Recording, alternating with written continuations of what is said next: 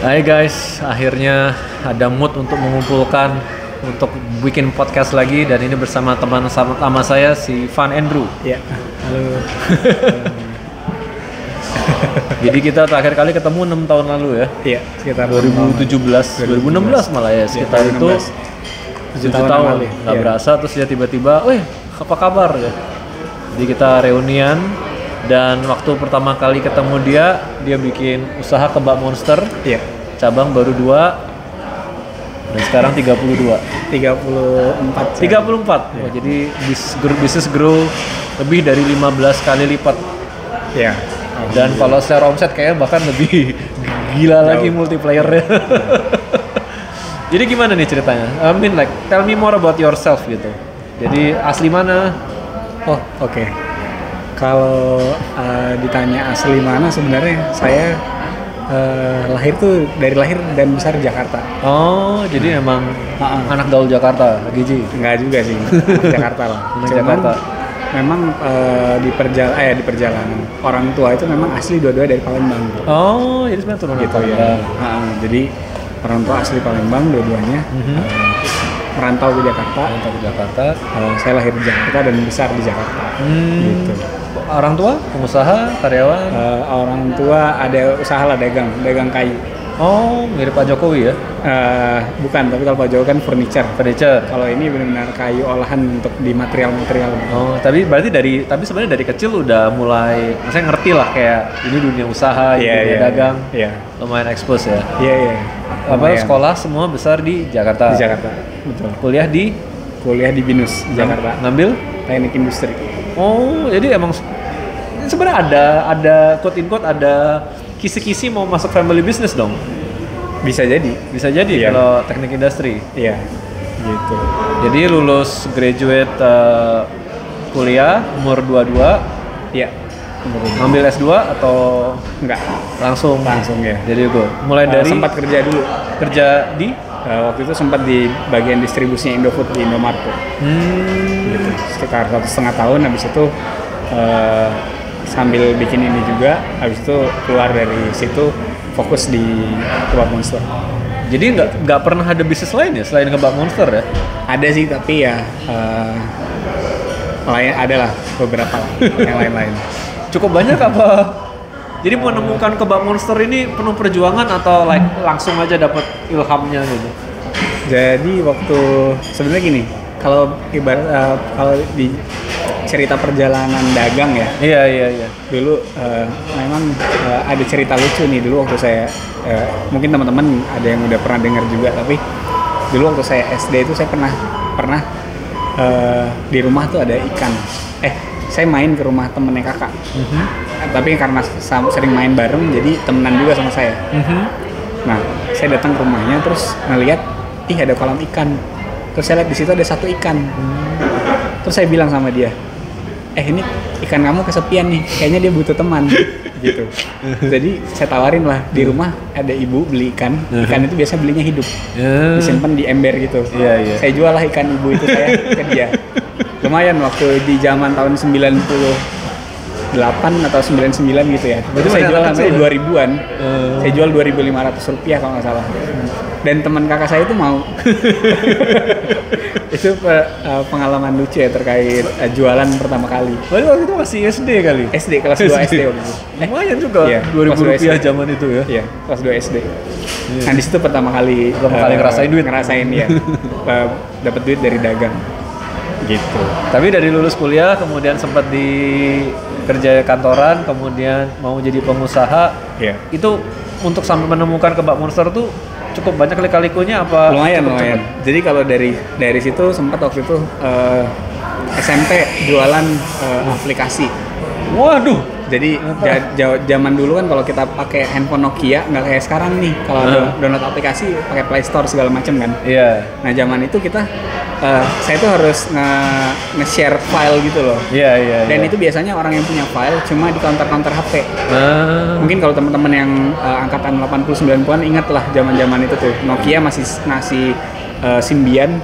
kalau untuk dapetin aplikasi tuh kayak gitu caranya. Emang Kita aplikasi apaan? kayak misalnya MP3, terus kita mau download mau punya game segala macam kayak gitu. Iya. Nah itu belum ada platform kayak Play Store kayak sekarang. Iya. Yang one to many kan. Iya kayak gitu. Nah kita jadi harus datang tuh ke orang yang udah punya aplikasi buat download gitu atau copy aplikasinya. Nah di situ saya jualan tuh. Jualan lagi. Iya jualan lagi. Nah, setelah itu SMA sempat jualan pulsa. Oke. Tapi karena masa-masa remaja waktu itu Ya.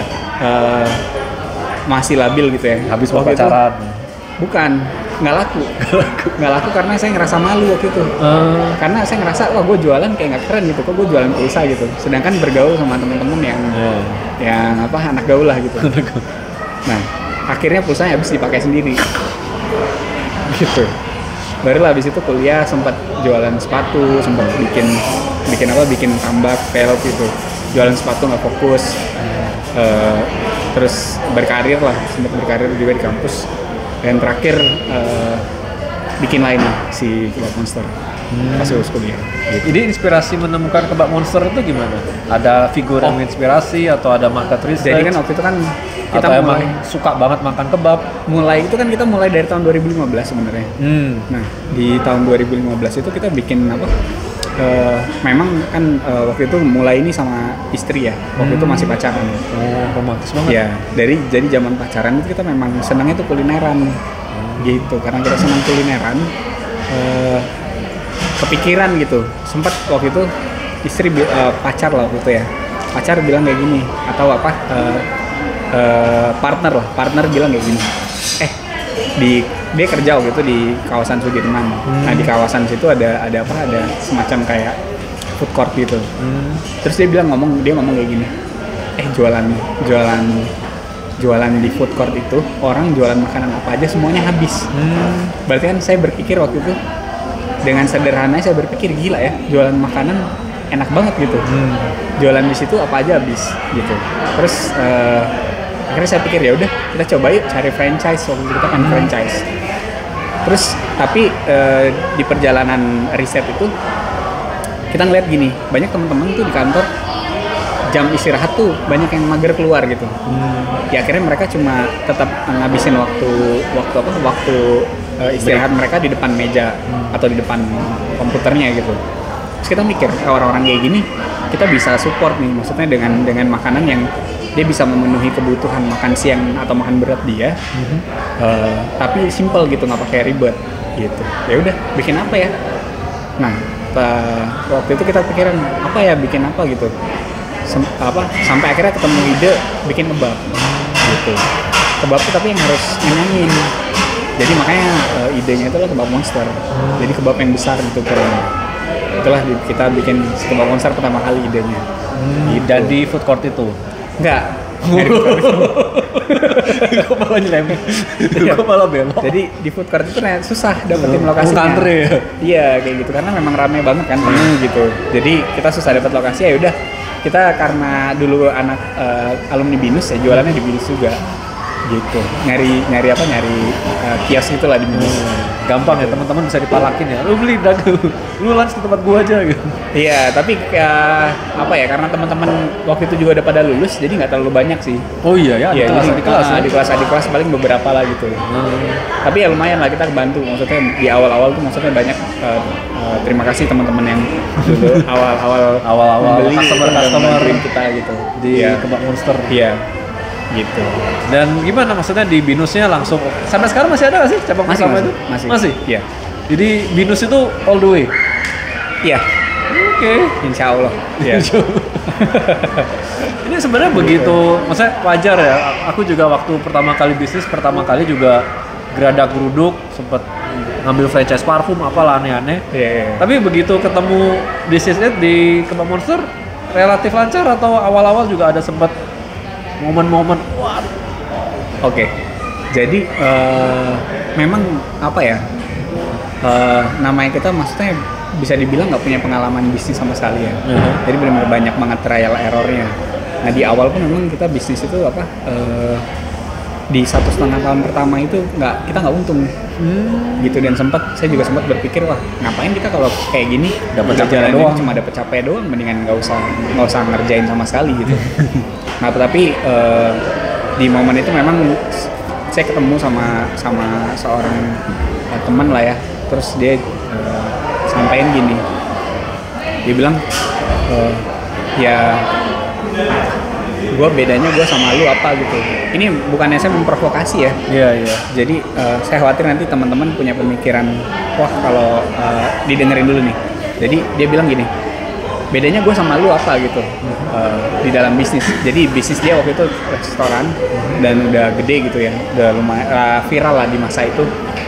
Terus dia bilang kayak gini ke saya, bedanya gue sama lu apa? Dia bilang, ya gue yakin sama bisnis gue sendiri deh. Sedangkan gue ngeliat lu nggak yakin, makanya lu sekarang sambil ngerjain bisnis lu sambil kerja, dia bilang gitu. Nah di masa itu saya menerima pesan itu dengan mentah-mentah gitu. akhirnya nih maksudnya ya udah saya resign habis itu.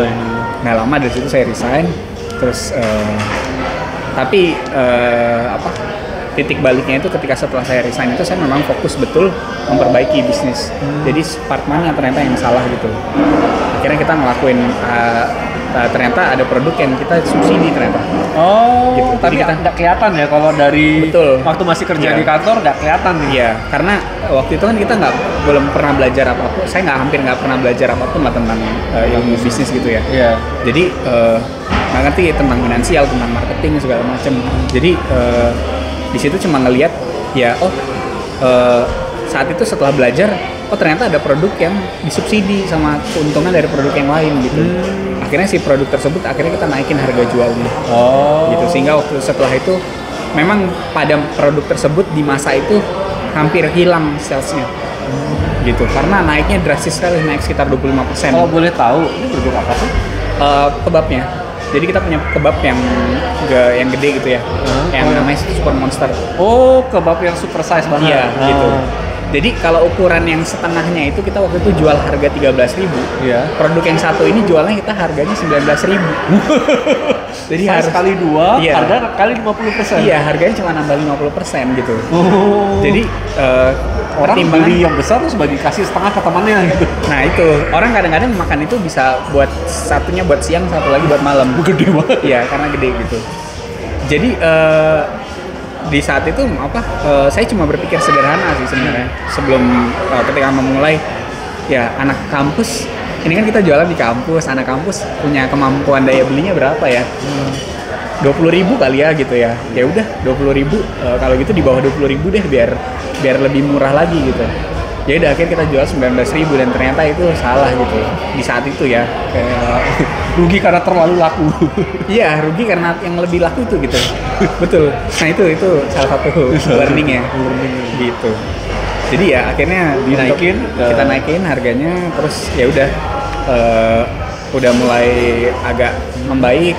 Udah habis itu singkat cerita ya berkembang sampai hari ini. Gitu.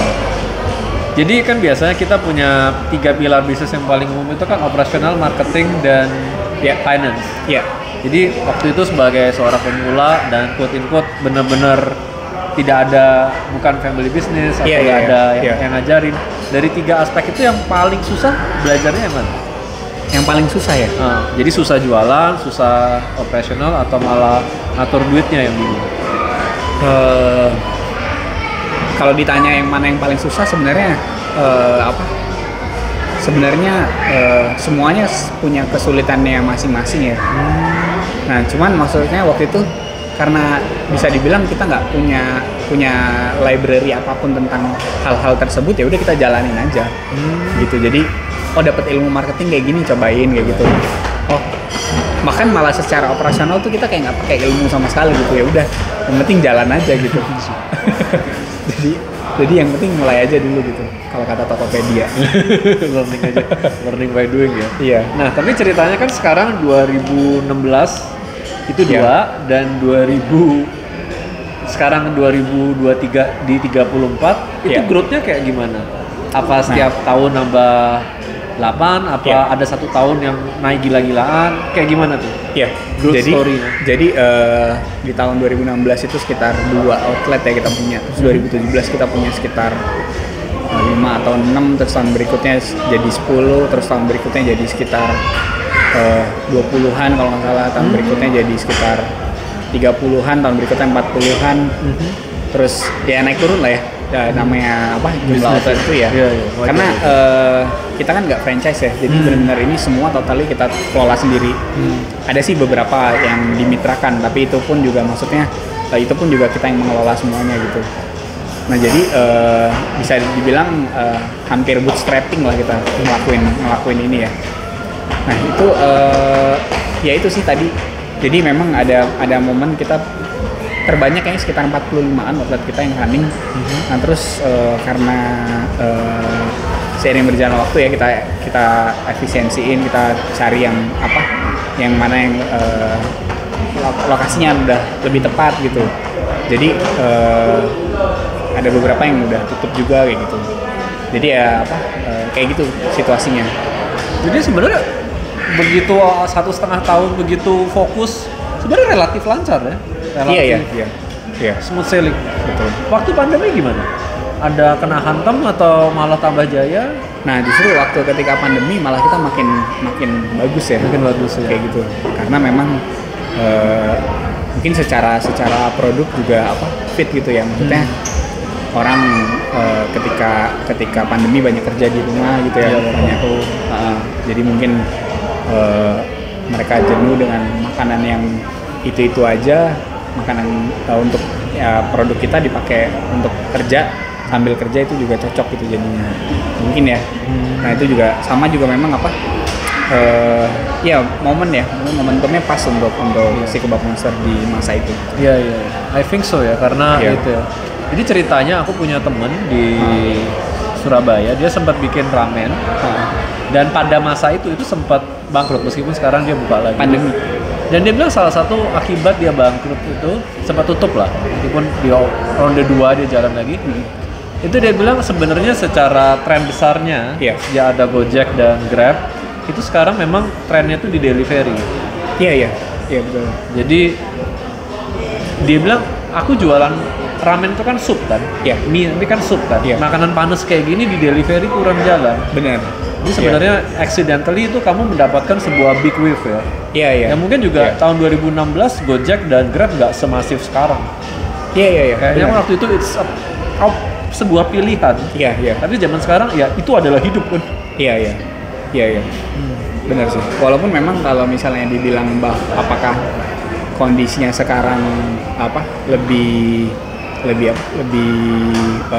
semasif pas pandemi, justru malah kalau saya sih ngelihatnya sekarang kayaknya agak berkurang gitu. Kalau market sekarang mereka seneng tuh dine in gitu, nongkrong, kafe kayak gitu. Nah makanya kita juga udah mulai kesana. Kita udah mulai mengkonvert outlet kita untuk punya dining area dan segala macamnya gitu. Ya itulah maksudnya kita menyesuaikan sama zaman lah. Iya. Gitu sih. Jadi ketika pandemi yang orang nggak bisa ketemu harus lean, efisiensi lancar, delivery cepat.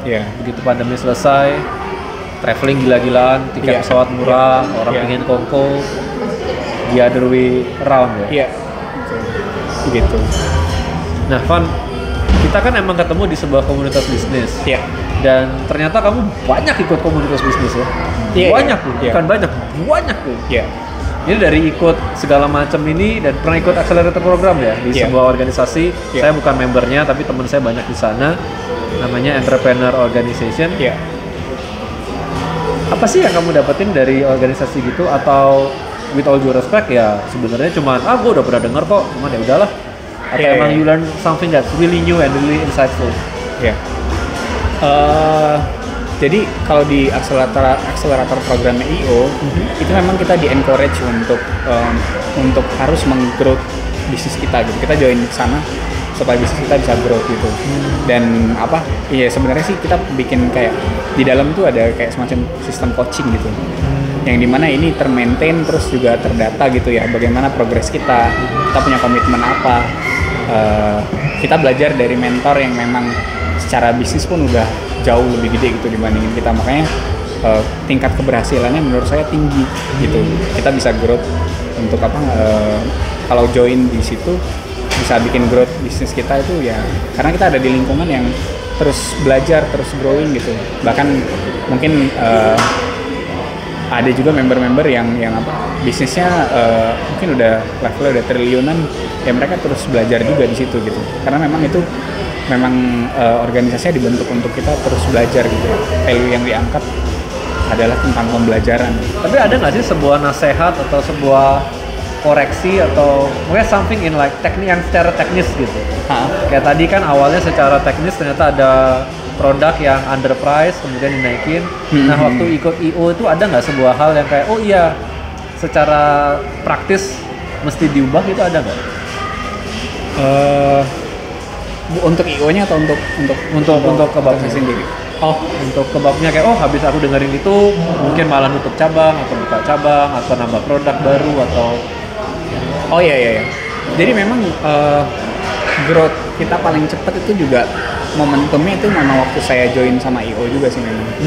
Gitu. Jadi karena komit kali ya. Jadi karena memang kita dituntut untuk komit apa yang udah kita komitin di bulan kemarin ketika kita meeting lagi nanti 1 bulan itu gimana gitu. Apakah udah berjalan sesuai sama apa yang udah kita komitmenkan. Jadi di situ mungkin bisa dibilang saya belajar banyak tentang komitmen gitu. Iya, dan hal yang sederhana yang saya tangkap juga di sana, setiap kita dapat sebuah kelas atau seminar gitu ya. Ya I.O. cuma minta apa satu hal yang kamu pelajarin gitu. Jadi yang mau diimplementasikan. Jadi walaupun begitu banyak hal yang kita dapetin gitu ya. Tapi kan percuma kalau itu cuma jadi knowledge doang gitu. Tapi yang baik adalah apply knowledge walaupun cuma satu gitu. Nah itu yang menurut saya wah ini itu yang hal yang berharga juga yang saya dapetin waktu join di I.O. gitu. Terutama apalagi ketemu sama teman-teman yang memang udah bisnisnya luar biasa gitu. Ya, saya belajar banyak dari positive community ya. Iya, gitu. So what's next for Kebab Monster? Atau mungkin punya impian untuk bikin bisnis lain, diversify, mungkin masuk new area of business, atau masih mau di Kebab Monster atau? Kalau diversifikasi sebenarnya kita udah jalanin juga ya. Tapi memang di luar dari Kebab Monster. Ya. Oh, oke. Kalau boleh tahu? Ada beberapa bisnis lah. masih dirahasiakan. Ada beberapa bisnis lah. Nah tapi yang untuk dari sisi Kebab Monster sendiri sekarang kita lebih udah melaunch beberapa brand gitu. Jadi di samping si Kebab Monster kita juga punya brand rice ball namanya Lover. Terus juga ada kita juga punya jualan minuman Monate kayak gitu. Nah itu yang sekarang kita lagi baru sedang kembangkan kayak gitu. Jadi perkembangannya ke situ juga gitu. Samping kita juga ya insya Allah akan melakukan ekspansi lah gitu. Yang lebih lagi di waktu ke depan. Sama kita juga saat ini kan kita nggak ada franchise sama sekali. Ada kemungkinan juga kita akan masuk ke sana gitu. Oh ya? Iya. Gitu sih. Apa pertimbangannya? Kita misalnya kan udah ketemu winning formula, udah istilahnya sudah growth begitu bagusnya di tangan sendiri, kok tiba-tiba malah mengganti strategi. Jadi sebenarnya bukan mengganti strategi sih, tapi kita mau growth jauh lebih cepat dengan jauh lebih besar dengan jauh lebih cepat gitu. Kenapa? Karena sederhana ini sih sebenarnya, karena kita ngerasa bahwa kita punya kemampuan dari sisi manajemen, terbukti dari sekian tahun yang kita jalanin. Mungkin kalau teman-teman ngelihat banyak brand-brand yang bermunculan tiba-tiba banyak, tiba-tiba mati gitu. Iya. Dan itu karena balik lagi dari sisi manajemen bisnisnya gitu dan komitmen dari manajemen perusahaannya. Nah, di situ kita ngelihat bahwa banyak kelemahan-kelemahan franchise yang ada selama ini ya seperti itu gitu. Orang mereka mungkin cuma fokus kepada menjual bisnisnya gitu, atau menjual gerobaknya, atau menjual apapun lah itu brandnya gitu. Tapi tanpa mereka pikirin sustainability dari brand mereka sendiri. Dan dan apa sustainability dari bisnis yang dibeli oleh si franchisee-nya gitu. Artinya maksudnya brand kita yang udah dibeli sama mereka, saya merasa punya responsibility untuk memastikan bahwa franchisee saya pun juga berhasil gitu. Nah itu yang saya yakin saat ini kita bisa lakuin gitu. Kita bisa punya kemampuan untuk memanage itu kayak gitu. Dan kita rasa udah lumayan banyak lah pengalaman yang kita alamin. Kita ngelewatin pandemi, bukan pandemi, ngelewatin fase-fase itu gitu. Iya. Dan didukung dengan manajemen yang solid, ya kita yakin gitu untuk bisa kesana. Nah keuntungannya apa sebenarnya? Jadi ini saya buka aja di sini gitu. Keuntungannya apa? Karena dengan kita punya banyak cabang melalui franchise dalam waktu yang singkat. Salah satunya adalah kita punya penyebaran distribusi yang cepat dalam waktu besar dalam waktu singkat gitu. Nah di sisi lain kemampuan pembelian kita kepada supplier juga jadi cepat membesar gitu. Artinya misalnya kita sekarang nilainya X gitu. Terus ketika kita buka franchise dan sekaligus banyak, kita bisa langsung meningkat jadi 5 kali lipat, 6 kali lipat. Nah bargain kita terhadap supplier juga akhirnya jadi lebih mudah karena kita punya volume yang jauh lebih besar dalam waktu singkat gitu. Sehingga kita bisa menekan harga, keuntungannya juga balik ke franchisee lagi gitu.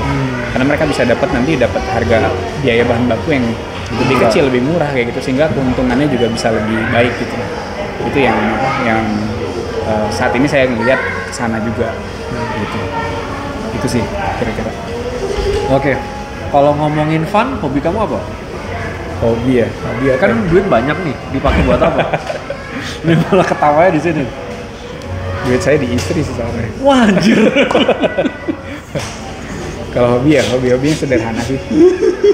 Hobi yang sederhana. Suami idaman. Cari laki kayak gini. Sederhana sih kalau hobi saya cuma paling main tenis, terus suka baca komik, nonton film kayak gitu-gitu aja sih. Baca buku gitu. So, oke, last question lah. Kan kalau ada pengusaha-pengusaha yang mungkin seperti kita dulu waktu kita masih umur 20-an, mau jadi pengusaha through everything ya, upsizing, downsizing, mistakes, masalah and everything. Gimana, ada nggak satu nasihat yang mau dikasih ke the next generations of entrepreneur? Karena kedepannya saya pikir kalau aku bisa jadi pengusaha properti, aku harus jujur itu banyak privilege dari family dan lain-lain. Tapi F&B, food and business, apalagi yang kecil dan they try to multiple, sebenarnya ada banyak sekali orang yang cita-citanya they want to be you. Jadi food itu sesuatu yang semua orang tuh punya impian jadi pengusaha di F&B. Dibandingkan jadi pengusaha properti itu jauh lebih sedikit. So, what's your suggestion untuk the next generation? Kalau saya sering ditanya kayak gitu ya. Tapi kalau misalnya ini semua harus ulang lagi? Diintisarikan dengan satu kata gitu. Intinya sih adalah belajar. Gitu. Artinya maksudnya semua bisa dipelajarin soalnya. Tinggal maksudnya kita sekeras apa kita pengen belajar. Gitu. Apalagi sekarang dengan sosial media ya, Instagram, YouTube, TikTok, kita bisa belajar dari sumber yang banyak banget gitu. Bukan cuma dari buku, dari seminar gitu. Itu aja sih. Jadi semua hal-hal teknis spesifik tentang apa yang kita pengen ketahuin, semua itu ada pembelajarannya pasti. Gitu. Kayak misalnya sekarang saya hari ini ketemu sama Bro Chandra, belajar tentang properti banyak banget. Pelajaran 100 SKS mungkin tentang properti dibuka gitu, buka-bukaan gitu hari ini. Itu yang menurut saya sama juga mungkin ketemu ini ya memperbaiki circle gitu. Jadi artinya maksudnya bergaul sama lingkungan yang tepat gitu. Artinya misalnya kita kalau misalnya kalau pengen maju di bisnis ya belajarlah atau bergabunglah sama orang-orang yang udah sukses di bisnis gitu. Sehingga kita juga bisa dapat intisari ilmu cara praktis yang nggak mungkin kita dapetin di seminar atau di buku gitu. Pasti banyak ilmu-ilmu jalanan kayak yang tadi juga saya pelajarin banyak banget dari Bro Chandra, ilmunya keren-keren. itu yang itu kan nggak mungkin kita dapetin ya dari buku atau dari sekolah atau itu dari memang manapun benar gitu. Jadi bagi teman-teman pengusaha ketika pengen jadi pengusaha dan kemudian belajar baik dari buku, seminar, YouTube dan teman-teman, saya harus buka-bukaan di seminar teman-teman nggak bakal belajar ilmu yang sesungguhnya. Iya. Saya udah ikut beberapa pembicara bisnis, sebenarnya bukan mereka nggak tahu, bukan mereka nggak bisa, tapi memang this and that mereka nggak bisa sampaikan di depan publik. Jadi ya itu ada beberapa. Kalau tips saya bisa kasih ke teman-teman kalau mau belajar, kalau ketemu pembicara yang bagus, ajak mereka makan siang atau makan malam, di meja makan tuh ilmunya keluar ilmu yang sungguhan. Iya.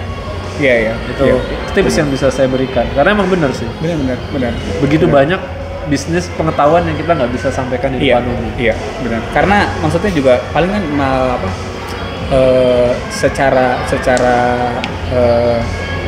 secara logik aja ya, di seminar itu kan kita paling cuma ikut berapa jam sih?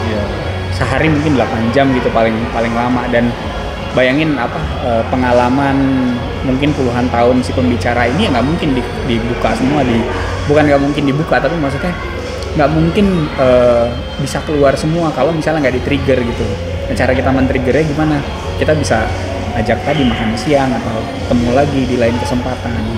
Kayak gitu, itu yang akhirnya ilmu-ilmu yang mungkin relate sama apa yang kita butuhin saat ini bisa keluar gitu. Kadang-kadang mungkin juga orang kan juga kalau di seminar kayak gitu terhambat sama waktu, terus juga kita mau nanya juga maksudnya kadang-kadang mungkin nggak bisa nggak dapat kesempatan kayak gitu. Itu sih. Oke, thank you very much Van. Dan ya buat teman-teman, it's a very good lesson. Keep on learning. Semua hal bisa dipelajarin kalau ada kemauan. Oke, thank you. Goodbye.